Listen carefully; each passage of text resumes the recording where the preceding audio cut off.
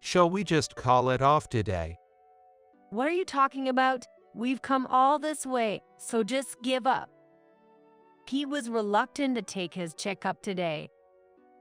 While I persuaded him, I wondered if he was nervous about a new doctor. As we were discussing, Pete's name was called, and I helped him to the examination room. Rachel, wait outside for me. Are you sure? Just rest while I'm being examined. With that, I was pushed out of the examination room. I waited in the waiting room, and soon a nurse came and brought Pete back. Mrs. Perry, please come this way. Then, for some reason, only I was called by the nurse to a separate room. Well, what's going on? I asked the doctor hesitantly in the separate room. Go to the police immediately. What? If you don't, I was shocked by the words he uttered. And so, I quickly started moving to act. I am Rachel Perry, a 28-year-old housewife. I have a husband, Pete, and an 8-year-old daughter, Emily. However, Emily and I are not related by blood. This is my first marriage, but Pete is divorced, and Emily is his child from his previous marriage. Are you sure it's okay? After all, I have a child and I myself. Pete hesitated. Don't worry about it, I replied with a smile. Pete is blind.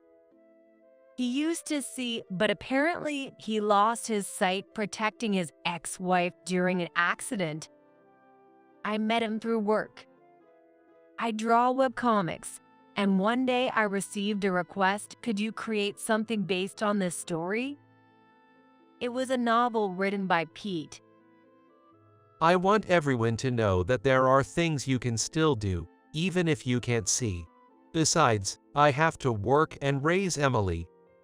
The story, filled with his emotions, detailed his life after becoming blind.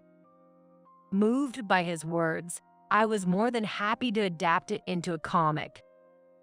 The author of the novel would really like to meet you. I received a message from the editor, and we arranged to meet at a cafe. With the help of his daughter Emily, Pete arrived. He smiled gently, a calm presence, and I was quickly drawn to him. I want to be your eyes to help you. I've wanted to be with you too.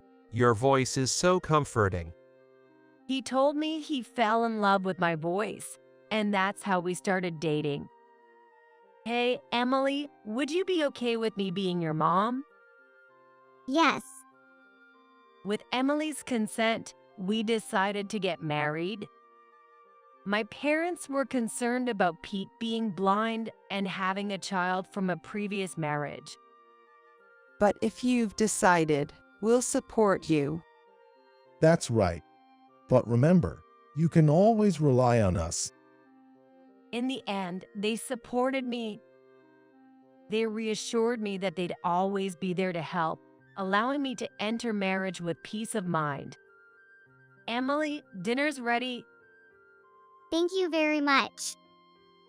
Emily replies politely to me. We've been living together since we started dating, but she hasn't opened up to me yet. Well, it can't be helped. It's not easy to instantly accept a woman, once a stranger, as a mother. I hope she'll come to accept me in time. Well, That smells good. Just as Emily was about to speak, Pete walked in, guided by the wall. Startled, she flinched. Pete, are you okay? The table is this way.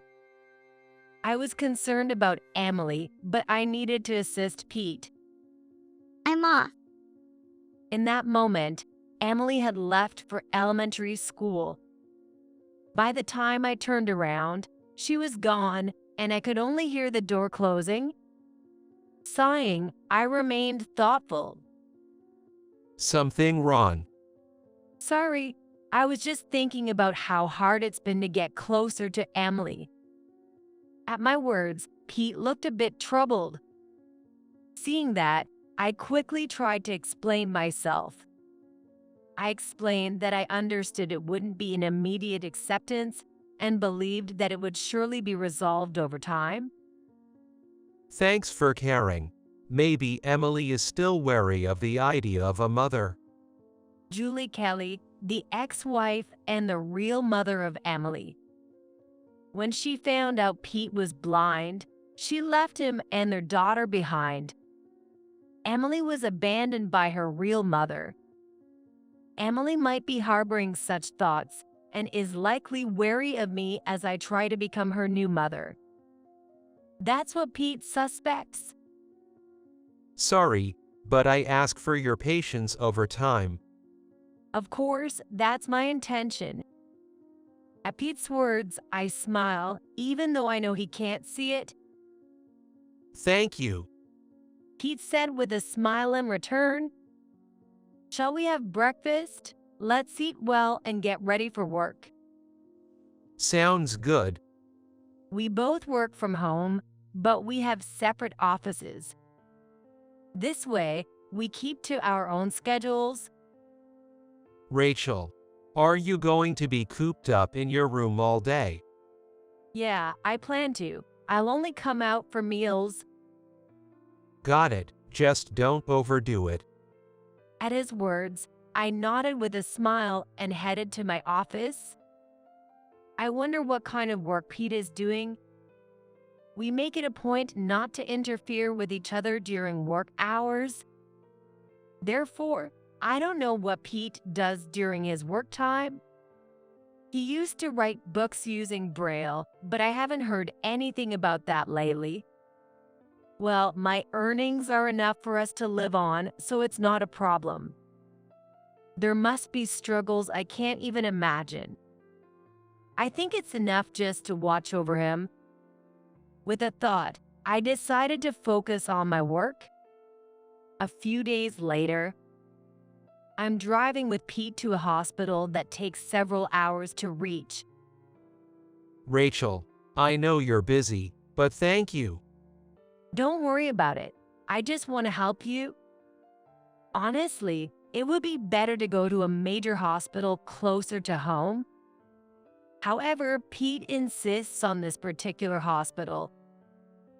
There's a childhood friend of mine working here as a doctor who knows my situation well. Pete reconnected with his childhood friend during an accident when he was brought to this hospital. Since then, she's been very supportive, even after his ex-wife Julie left him and their daughter behind. That's why I've decided she should be the one to see me. The doctor is a woman? Yes, I had always assumed this childhood friend was a man. Finding out she was a woman made me feel a bit uneasy. Even though it's just a medical consultation and their relationship is strictly doctor-patient. The fact that he goes out of his way to see a female childhood friend for hours bothers me. What kind of person is this childhood friend? she's kind. She gets along well with her husband. Knowing she was married put me at ease. Married people are less likely to do anything inappropriate. We then entered the hospital together. Is this the first time we meet Mrs. Perry? I'm Anna West, Pete's attending doctor. Anna introduced herself with a gentle smile. She was very beautiful and definitely seemed kind. Being a wife can be tough, and adjusting to a new lifestyle can be tiring. I'm here to listen if you ever need to talk. I felt ashamed for almost being jealous. What a reliable, kind person. I had such an impression of her. Shall we exchange contact information? When Anna suggested it, I happily agreed. However, that might have been a mistake. Oh, a message from Anna. That night, a message from her appeared on my phone. Are you and Pete really doing okay? Pete has it tough. You need to be strong. What is this? The content was puzzling. Not something I expected from the doctor I met earlier in the day. I consulted Pete without thinking.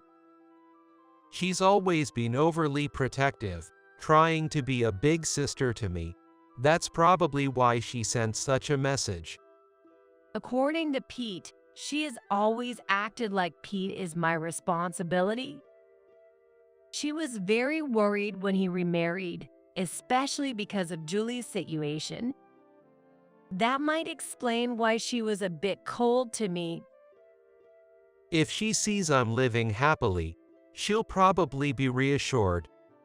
Then I better make sure we are happy, I said with a laugh. That's right. Pete laughed along. Emily watched us, seemingly wanting to say something. Emily, is something wrong? Nothing. When I asked Emily, she glanced briefly at Pete and shook her head. I'm going to bed early. She then went to her room. I wish Emily would smile a bit more. I overheard Pete mutter. I turned to him, and Peter turned his head. Seeing him like this, I felt a slight discomfort. Can you tell Emily's expression? Yo, we're family after all. I can tell by the sound of her voice. Pete said, smiling. It makes sense. After 8 years together, he might indeed sense her mood from her voice alone. But why could he respond to me turning around silently? Just a coincidence? Something wrong, Rachel? No, it's nothing. Pete asked with concern, possibly sensing my distress or wondering why I had fallen silent. To him, I shook my head. I'm probably just overthinking it. I convinced myself of that. Well, Rachel? On a rare day off, surprisingly, Emily initiated a conversation. Surprised, I managed to keep a smile on my face so she wouldn't notice. What's up? This. When Dad isn't around. She handed me a piece of paper. I took the paper from her. Please make sure Dad doesn't see this. She left hurriedly. I heard the front door close, so she must have gone out. Probably to a friend's house, as she mentioned earlier. What's this? On it was a certain number. Rachel, has Emily already left? As I pondered the meaning of the number, Pete called out to me. I quickly hid the paper in my pocket.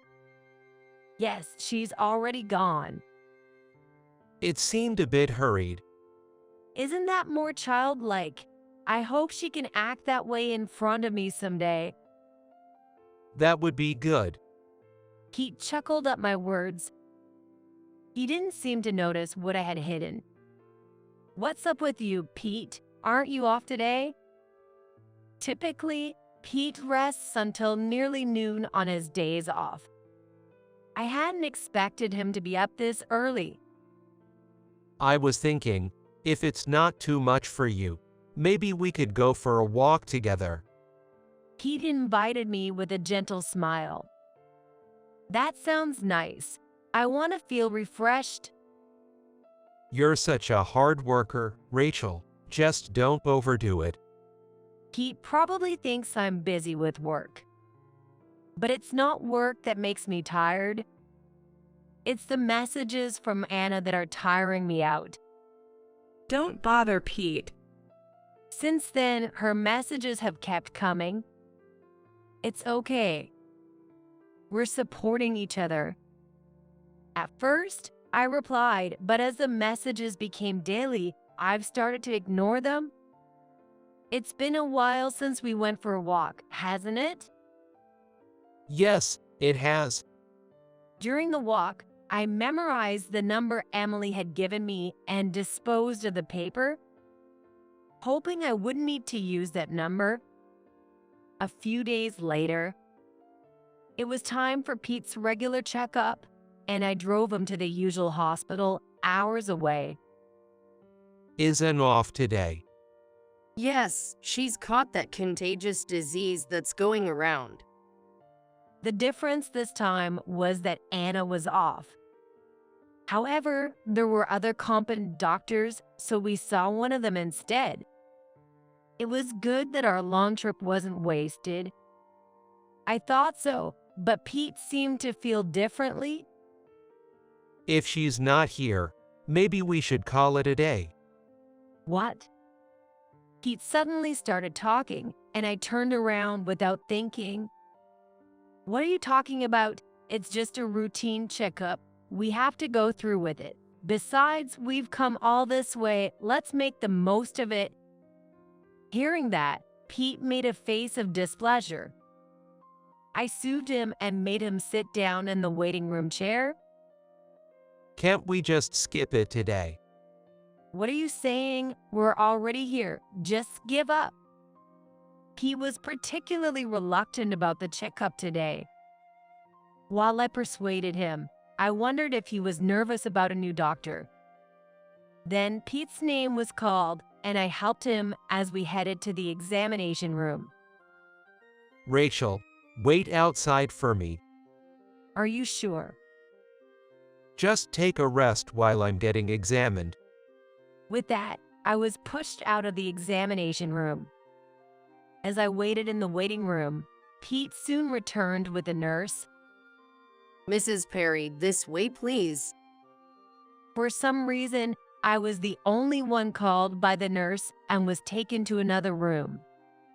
Well, is there something wrong? In the separate room, I cautiously asked the doctor. Go to the police right now. What? If you don't, you'll end up being used and then discarded. I was stunned by the words he uttered. And to act immediately, I started moving. After a while, Pete contacted me on my phone. Rachel, where on earth did you go? Me? I'm at the police station now with Emily and Julie. Pete, taken aback by my words, remained silent for a moment. Why? He murmured in a faint voice. Dr. Watson told me about your truth. At that time, the person who told me the truth was a Dr. Marcus Watson. Pete can see. What are you saying? Moreover, he's not the kind-hearted person you think he is. Dr. Watson, who had called me in, told me this. His words honestly left me bewildered. I understand it's hard to believe, but haven't you ever had any suspicions yourself? As he said this, what came to my mind was Pete's recent behavior. He reacted immediately to my actions, even though he was supposed to be blind. He moves around our familiar home without any help and gets dressed perfectly. What bothers me the most is his relationship with Emily. Emily is always conscious of his gaze, and whenever I talk to her, Pete quickly intervenes. It's as if he's monitoring her movements. There are indeed some worrying signs. He's showing you a false persona. He's conspiring with Dr. West to deceive you. Indeed, if Pete's blindness were a lie, it would be odd for Anna not to notice. Perhaps she's been helping him because they're childhood friends? Anna and Pete are having an affair. What?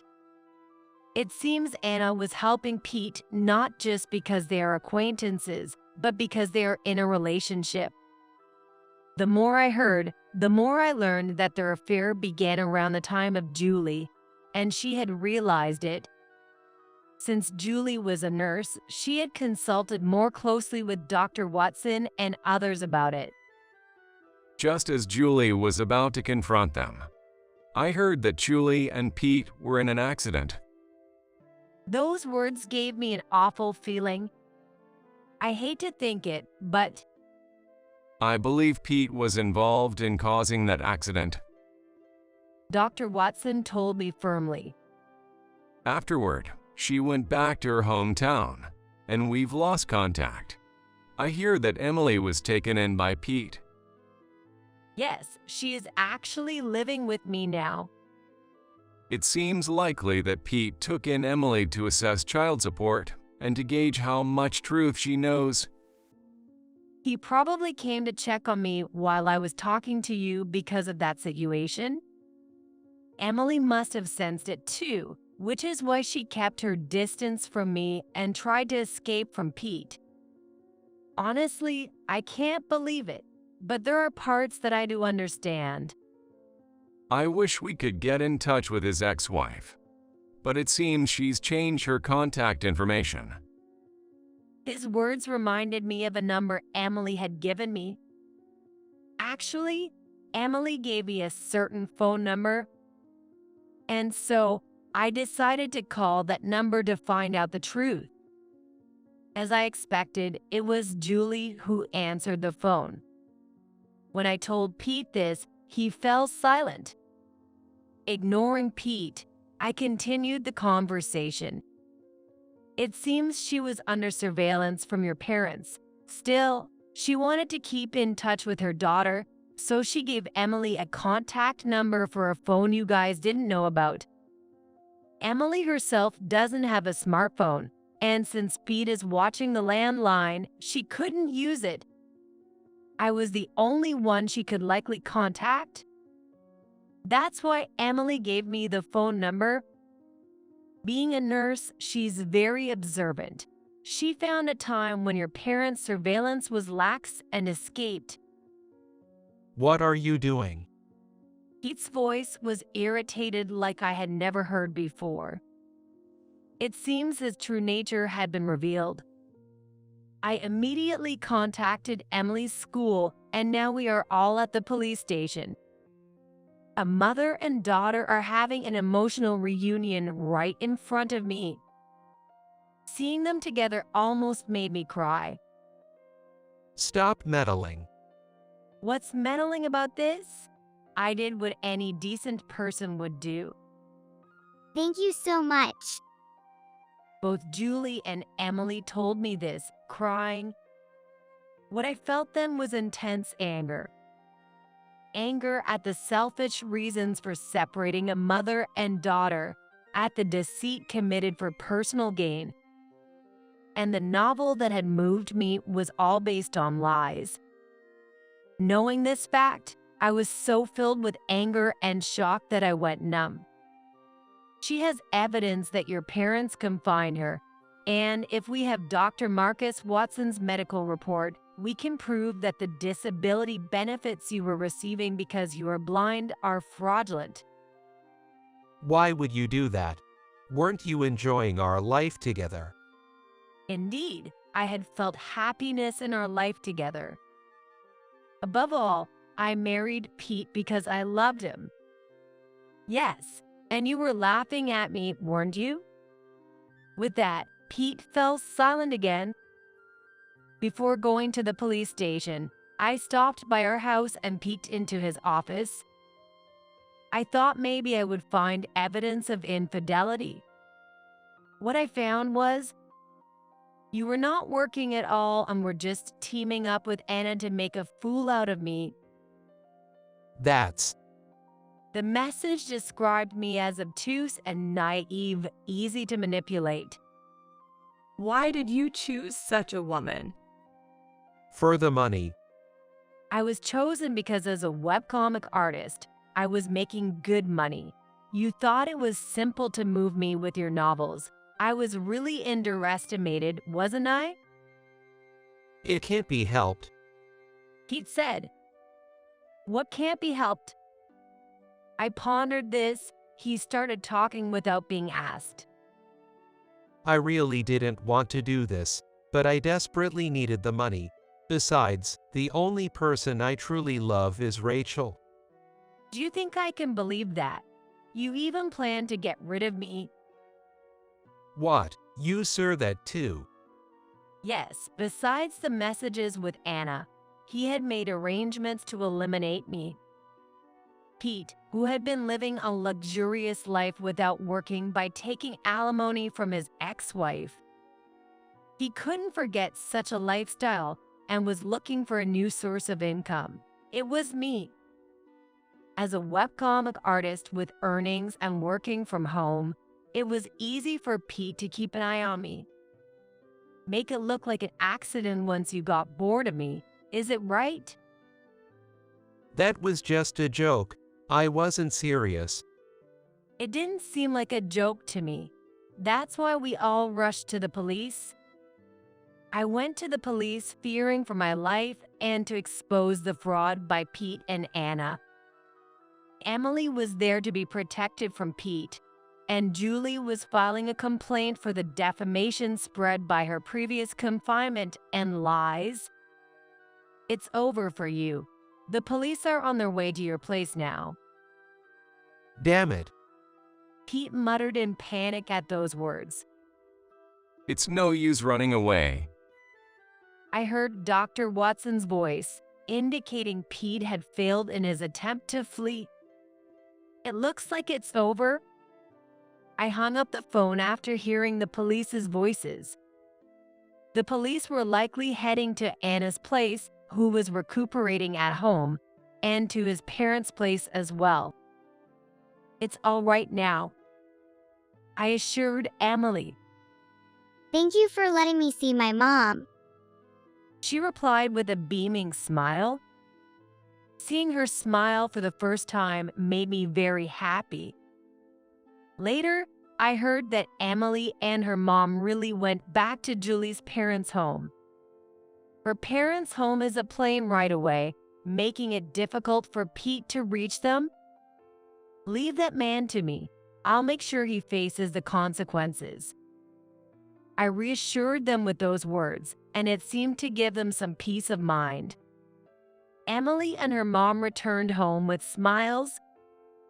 Meanwhile, Pete ended up in the care of the police. The plan to harm me had not been executed yet, leading to insufficient evidence. However, the matter of the benefits and Julie's situation was judged as malicious. Pete was given a prison sentence. Is that so? That's good to hear. Today, I met with Dr. Watson to report about Pete. When I reported it, he smiled in relief. What about Dr. West? She's been charged for writing false medical reports. Dr. Watson explained Dr. Anna West's current situation. She seems to have been stripped of her medical license because of this incident. She's been ousted from the hospital, of course. Also, it was discovered that she had inappropriate relations with multiple patients and was taking supplies home without permission. So the hospital is filing various claims against her. Furthermore, her husband has been informed of everything, and she was divorced without question. Well, she brought it upon herself. Rachel, you were divorced as well, weren't you? Yes, of course. My divorce from Pete was successfully finalized. A lawyer mediated between us, and I blocked all contact with him. Thanks to that, I was able to divorce him without any issues. I'm really glad we could at least help you. He said that and smiled. It seems he had been regretting not being able to help Julie before.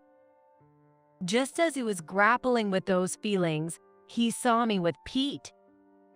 Because of that, he had been working behind the scenes, determined to help me this time. There was no evidence that Anna West and Pete were conspiring together. So I was waiting for the right moment to expose the truth about his eyes. To see through Pete's lies, I had to examine him first. However, Anna always took care of Pete herself and never let other doctors do it. So he was waiting for the right opportunity, and finally it came. No matter how good his acting was, he couldn't deceive a doctor's eyes. He said, smiling as if he had accomplished a great feat. I'm really grateful. If you hadn't told me the truth that day, I might not be in this world right now, I said, expressing my heartfelt thanks. Thank you for trusting me.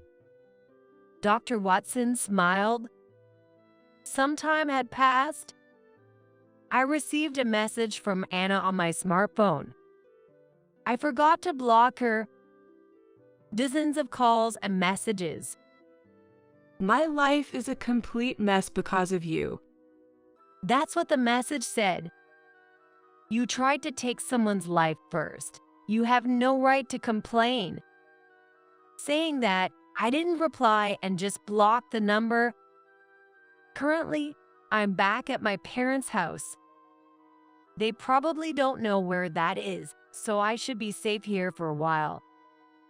Rachel, it's almost time for dinner. How's your work going? Thanks, Mom. I just reached a good stopping point. I smiled and headed to join my mom. Afterward, a piece of news became the talk of the town. It was about the famous webcomic author arrested for fraud. My webcomic had become widespread and was scheduled to be adapted into a TV program soon. However, it was discovered that the entire content was fabricated and the TV adaptation plans were scrapped. As the creator of the webcomic, I faced some criticism. But the editorial staff and the hospital defended me, so now I'm seen as a victim who was deceived. When Pete gets out, he'll find he has no place to go. He had been deceiving everyone around him. Now, he must face the consequences. Years later, after all that had happened, I had already left my parents' house, but that day I had stopped by my parents' house to run errands. Then the doorbell rang. Yes. It's been a while, Rachel. I've come to pick you up. Standing there was Pete, who had given up his act of being blind. I was relieved that I checked the monitor before opening the door, and without asking, he started explaining his situation. He was arrested over the issue with Julie, had borrowed money to repay the disability benefits, and his parents had moved because they were shunned by the neighbors and couldn't return to their own home. You're all I have left, Rachel. Let's be happy together. No thanks. I flatly rejected his plea. Pete's face showed he was hurt. His attitude, as if he were the victim, is irritating. It's your fault all of this happened. Don't you think you should take responsibility? I don't think so. I'm not responsible for any of this. It's all the result of your own actions, isn't it? But despite my rejection, Pete still tried to cling to me. Exasperated by his behavior, I was about to call the police. What are you doing there? Someone called out to him. Pete turned around in surprise. you, the doctor. There stood Dr. Watson with an angry expression, along with my parents. Did you come to cling to her? That's quite pathetic. Shut up. If you hadn't meddled in the first place. I only did what was right, as a doctor and as a person. While Pete glared, Dr. Watson responded calmly, albeit angrily. Watching them, I called the police. Your selfishness has inconvenienced many people. If anyone should take responsibility, it's you. Damn it. Pete then tried to lash out at Dr. Watson. Enough already. However, he was stopped by my dad. Having learned karate in his youth, and since Pete hadn't been physically active due to pretending to be blind for years, my dad easily restrained him. Damn it, let go. Pete yelled, but my dad didn't let go, and soon the police I had called took him away. Rachel, are you all right? Yes, thank you. After Pete was gone, I answered him with a smile. With that, he smiled, relieved. He sprinted over as soon as he saw that guy.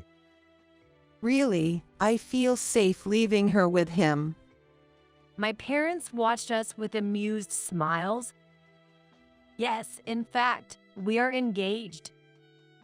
After the incident with Pete, we found we shared a lot in common, and after his confession, we started dating. Yes, I'll take care of her. He nods in assurance. We trust you. My parents nod in agreement. Well, now that we've finished moving the stuff, let's celebrate in our new home. Actually, today I had come to help my parents move. It was intended as a measure against Pete, but it was a little too late. Well, I got to see my fiancé's impressive side, and next time Pete comes, he'll experience the despair of finding no one here. Let's go. Right. As I nod, he offers his hand. I take it with a smile. Some time has passed since then, and today is my second wedding. Rachel, you look beautiful. Thank you, Emily. Emily and her mother have come especially for the ceremony and are showering us with blessings. I couldn't become her mother, but just seeing her full smile is enough. Enjoy today. Yeah. Congratulations on your marriage. To her smile, I respond with a heartfelt one of my own.